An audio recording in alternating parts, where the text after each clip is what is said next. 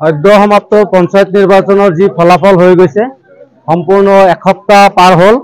কিন্তু আজিৰ তাৰিখলৈকে যে আমাৰ টুকুৰাপাৰা গাঁও পঞ্চায়তৰ অন্তৰ্গত 4 নং টুকুৰাপাৰা ৱাৰ্ডৰ যিগৰাকী বিজয়ী প্ৰাৰ্থীকে আদি কৰি আমি জানিব পৰা মতে গোটেইখিনি আমাৰ ৱাৰ্ডৰ প্ৰাৰ্থীক মানে এতিয়ালৈকে বিজয়ী প্ৰমাণ পত্ৰ দিয়া নাই।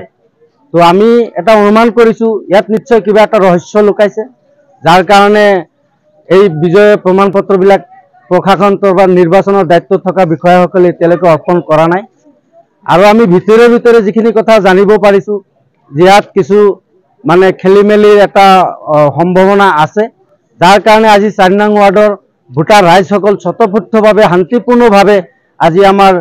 চক্ৰ বিষয়া ডাঙৰীয়ানীক আৰু খণ্ড উন্নয়ন বিষয়া ডাঙৰীয়ানীক ফজৰালীৰ হৈ ৰাইজে একোখন আবেদন পত্ৰ বা মেমৰেণ্ডাম দিছে, যাতে অতি সোনকালে বা আজিৰ দিনৰ ভিতৰতে তেখেতে যিহেতুকে বিজয়ী হৈছে তেখেতৰ প্ৰমাণ পত্ৰটো তেখেতৰ হাতত অৰ্পণ কৰিলে 4 নং ৱাৰ্ডৰ ভোটাৰ ৰাইজে যথেষ্ট সন্তুষ্ট হ'ব, আনন্দ পাব, ফূৰ্তি পাব।